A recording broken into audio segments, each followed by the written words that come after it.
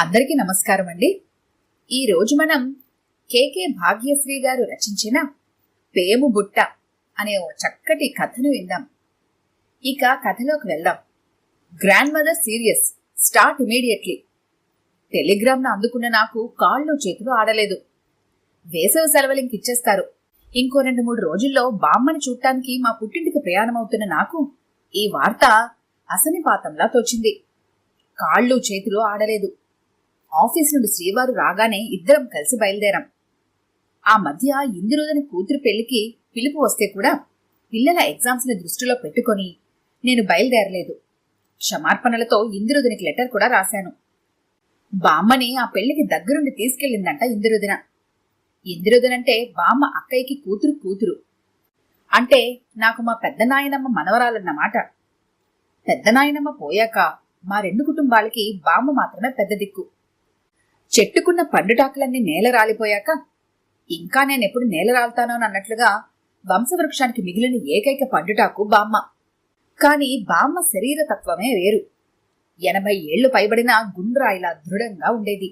నున్నటి గుండు మించి సైనుపంచ జారిపోతూ ఉంటే సోడాబుడ్డి కలద్దాలతో గమ్మత్తుగా ఉండేది బామ్మ రూపం. చిన్నప్పటి నుంచి నాకు బామ్మ దగ్గర విపరీతమైన చేరిక. కనడమంటే అమ్మ కన్నది కాని నా పెంపకం, నా బాగోగులు అన్నీ బామ్మే చూసుకునేది. ఆఖరికి నా పెళ్లి కూడా బామ్మ ఇష్టపడి నిర్ణయించిన వరుడితోనే జరిగింది. నేను బామ్మతో అంత చేరికగా ఉండటం అమ్మకెందుకో నచ్చేది కాదు. నీకు అస్తమానం ఆవిడతో ఏంటే కబుర్లు అంటూ గుడ్లురిమేది. నేను మాత్రం అమ్మ అదిలింపులకి బెదిరేదాన్ని కాదు. జోరుగలాగు హైలస్స అంటూ ఏనుగును బెట్టి ఎంతగా లాగించినా ఊడిరాని శివకాల్ బంధంలా బామ్మని అతుక్కుపోయేదాన్ని మరింతగా. బామ్మ దగ్గర విచిత్ర వస్తు సముదాయం కావాల్సినంత ఉండేది. పాతకాలం నాటి కర్ర దువ్వెన, నగశీల వెండి భరిణె, తాతయ్య గుర్తుగా కర్ర పాకోళ్ళు, వెండి పొన్నుకర్ర, పుట్టింటివారిచ్చిన సీమ వెండిరేకు బొట్టు పెట్టే, ఇలా చాలా. అన్నింటిని మించి ఓ పేము బుట్ట, పేముతో దట్టంగా అల్లిన బుట్ట. దానిమీద అలాంటిదే మూత. దానికి తాళం వేసుకుందుకి వీలుగా చిన్న గుళ్ళెం కూడా ఉంది. ఇది ఇక్ష్వాకుల నాటిదేమోనని నా అభిప్రాయం. దాన్నేమైనా అంటే మాత్రం బామ్మ ఒంటికాల మీద లేచేది. అది నా పుట్టింటి కానికే. ఎప్పుడో యాత్రలకెళ్ళినప్పుడు మా నాన్న నాకోటి, మా అక్కకొకటి కొనుక్కొచ్చారు. దాన్నేమైనా అంటే మాత్రం నేను ఊరుకోను అని కోప్పడేది. అంతేనా, అది బామ్మకి ఓ మేకప్ కిట్ లాంటిది. ఎక్కడికి ప్రయాణమైనా తన సామగ్రి అంతా అందులోనే సర్దుకునేది. మందులు, మడిబట్టలు, ఇంకా వగైరా వగైరా. మేమందరం వెక్కిరించేవాళ్లం దాన్ని పట్టుకెళ్ళకపోతే ఏ ఎయిర్ బ్యాగో తీసుకెళ్లొచ్చు కదా అని. కాని మా ఎకసక్కాలన్నింటినీ బామ్మ లెక్క చేసేది కాదు. 30 ఏళ్ల క్రిందట బుట్టైనా అదింకా క్రొత్తదానిలా మెరిసిపోయేది. బామ్మకి వస్తువు మీదుండే శ్రద్ధ అలాంటిది మరి. నే వెళ్ళినప్పుడల్లా బామ్మ అంటూ ఉండేది, మా అక్క ఆ పేము బుట్టని తన గుర్తుగా పెద్ద మనవరాలు ఇందరికిచ్చింది. నేను నీకిస్తాలే, ఎందుకంటే నువ్వు నా పెద్ద మనవరాలు కదా అని ఆ బోసునవ్వులో నా పట్ల వెలకట్టలేని అనురాగం ఆగుపించేది నాకు. పెళ్లికి మా వాళ్ళిచ్చిన లెదర్ సూట్ కేసుని ఓల్డ్ ఫ్యాషన్ అంటూ అటకెక్కించేసిన శ్రీవారు గుర్తొచ్చేవారు బామ్మ ఇలా అంటున్నప్పుడల్లా. కాని బామ్మని నొప్పించడం ఇష్టం లేక సరేననేదాన్ని. ఇప్పుడిచ్చేవే బామ్మ, పట్టుకుపోతానంటే తను పోయాక దాన్ని తీసుకెళ్ళిపోమనేది. ఆలోచనల్లో పడి బస్సు ఎప్పుడు ఆగిందో గమనించనే లేదు. లే భ్రమరా, మీ ఊరొచ్చింది. శ్రీవారి పిలుపునకు ఉలిక్కి పడ్డాను. మేమింటికి వెళ్లేసరికి ఇల్లంతా శ్మశాన నిశ్శబ్దం తాండవిస్తోంది. వెళ్తూనే, అమ్మా బామ్మేది అడిగాను అనుమానంగా.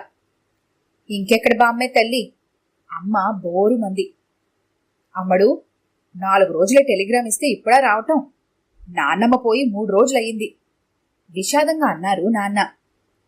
3 రోజులయ్యిందా బామ్మ పోయి? అవాక్కయ్యాను. ఇంత త్వరగా టెలిగ్రామ్ నాకు అందించిన పోస్టల్ డిపార్ట్మెంట్ వారికి మనసులోని ధన్యవాదాలు అర్పించుకున్నాను. మా వారు పరామర్శించారు నాన్నగారిని. రాగానే వెంటనే అన్ని మర్యాదలు ఘనంగా చేసే బామ్మ లేకపోవడం ఆయనకి తీరని లోటే మరి. అసలేం జరిగిందమ్మా? కంటినీరు తుడుచుకుంటూ అడిగాను నేను. ఈ మధ్య వరకు బాగానే ఉన్నారమ్మా. ఇందిరుదిన కూతురు పెళ్లికి కూడా వెళ్ళొచ్చారు. ఇంకా 4 రోజులైనా కాలేదు. ఈ మాయదారు దగ్గు, ఆయాసం వచ్చి పడ్డాయి. పెద్ద వయసు కదా, మందులవి వాడినా పనిచేయలేదు. ఈ విధంగా జరిగిపోయింది అంది అమ్మ బాధగా. ఆమె కళ్లల్లో కూడా అశ్రుకణాలు ముత్యాల్లా మెరిశాయి. అత్తాకోడళ్ళు ఎంతగా పోట్లాడుకున్నా ఆ అనుబంధం అలాంటిది మరి. ఆత్మీయుల మరణం కఠిన శిలలకైనా కంటినీరు తెప్పించక మానదు అనుకున్నాను. బామ్మ లేని ఆ ఇల్లు నిశ్చేతనగా పాడుబడ్డ కొంపలా ఉంది. బామ్మ కర్మకండలన్నీ పూర్తయ్యే వరకు అక్కడే ఉన్నాం.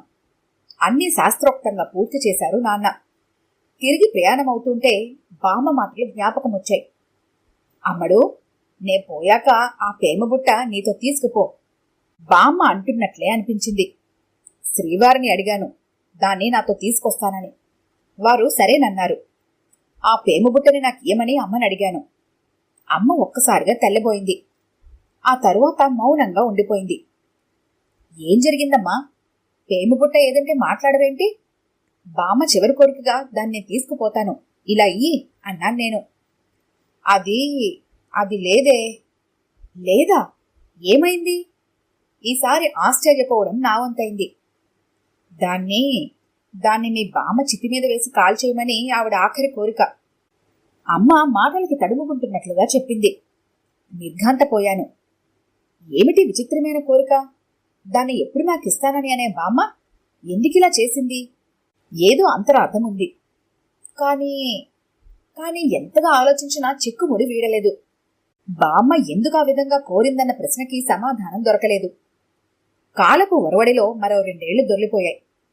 ఇందిరుదన చిన్న కూతురికి కూడా పెళ్లి నిశ్చయమైందని ఇన్విటేషన్ వచ్చింది. పెద్దదాని పెళ్లికి వెళ్లలేదని దానికి నా మీద ఇంకా కోపం పోలేదు. అందుకే పెళ్లికి తప్పక అటెండ్ అవ్వాలని 4 రోజులు ముందుగానే బయలుదేరాను. ఇందిరుదని ఎంతగానో పొంగిపోయింది. మా ఊరి నుండి అమ్మా, నాన్న, అన్నయ్య అందరూ వచ్చారు. బామ్మని తలుచుకుని అందరం ఎంతగానో బాధపడ్డాం. ఇంద్రుదనైతే మరీను. పెద్దదాని పెళ్లికి చిన్నమ్మమ్మ ఎంతగానో సాయం చేసిందోనే. పిండి వంటలన్నీ తనే దగ్గరుండి వండించింది. ఇంద్రుదన మాటలతో గుండె బరువింకా ఎక్కువైంది. అయితే ఈ పెళ్లికి నేను రావడం మూలాన బామ్మ చనిపోయే ముందు తీసుకున్న వింత నిర్ణయానికి మూల కారణమేంటో తెలుస్తుందని నేను అస్సలు ఊహించలేదు. ఆ రోజు మగపిల్లవారికి ఇవ్వవలసిన కాజాలు, సున్నుండలు, చెక్కిలాలు చేయడానికి ఉపక్రమించాం. చెక్కిలాలకు పిండి దంపడానికి పోసుకున్నాం. ఇంద్రుదన, పిండి దంపడానికి రోకలి ఎక్కడుంది? పని మనిషి అడుగుతోంది. అడిగాను నేను. దానికెక్కడుందో తెలుసు, దాన్నే రమ్మనలేకపోయావా? లేదొదినా, అది ఆరిని బియ్యం బేసిన్లోకి తీస్తోంది, అందుకే నేనొచ్చాను అన్నాను నేను. సరేలే, అదిగో ఆ స్టోర్ రూంలో ఉంటుంది, తీసుకెళ్ళు. ఇంకేదో పనిలో తలమునకలుగా ఉన్న ఇందిరుదిన హడావిడిగా చెప్పింది. మేడమెట్లు దిగువగా ఉన్న స్టోర్ రూంలోకి వెళ్లాను. చీకటిగా ఉంది ఆ రూమ్. అదో రకం ముతక వాసన కొడుతోంది గదిలో. మెల్లగా వెళ్లి కిటికీ తలుపు తెరిచాను. విరిగిన కర్ర సామాను, పాతబడిన పనికిరాని వస్తువులు, చిరిగిపోయిన పరుపులు, బూజులు దులుపుకునే కర్ర, చెత్త చెదారం అంతా గందరగోళంగా ఉంది. ఓ మూలగా ఉన్న రోకలిని తీసుకుంటున్న నా దృష్టి అప్రయత్నంగా ఓ వస్తువు మీద పడింది. అది బామ్మ దగ్గరుండేటువంటి పేము బుట్టలాంటిదే. ఇంకొకటి బహుశా పెద్దనాయనమ్మ దయ్యుండొచ్చు. రంగు వెలసి గొళ్ళెం ఊడిపోయి అసహ్యంగా ఆ పాత సామాన్లన్నింటిలో నుండి తొంగి చూస్తోందది, ఒక పనికిరాని జ్ఞాపకంలా. ఇన్నాళ్ళ నుండి నన్ను వేధిస్తున్న ఏకైక ప్రశ్నకి జవాబు దొరికింది. నేను కూడా ఇలాగ ఇంద్రుదిలాగే తన పేముబుట్టని ఏ పాత సామాన్ల గదిలోకి విసిరేస్తానేమోనని బామ్మ ఆలోచించుంటుంది. అందుకే బామ్మ తన గుర్తుగా నాకివ్వాలనుకున్న ఆ పేముబుట్టను, ఆ జ్ఞాపకాన్ని తనతో పాటు చితి మీద కాల్చేసుకుంది. నా కళ్ళ చివరల నుండి 2 కన్నీటి బొట్లు రాలిపడ్డాయి బాధగా. ఈ కథ కనుక మీకు నచ్చినట్లయితే లైక్ చేయండి, షేర్ చేయండి. మరిన్ని ఇంట్రెస్టింగ్ కథల కోసం మా ఛానల్ని తప్పకుండా సబ్స్క్రైబ్ చేసుకోండి.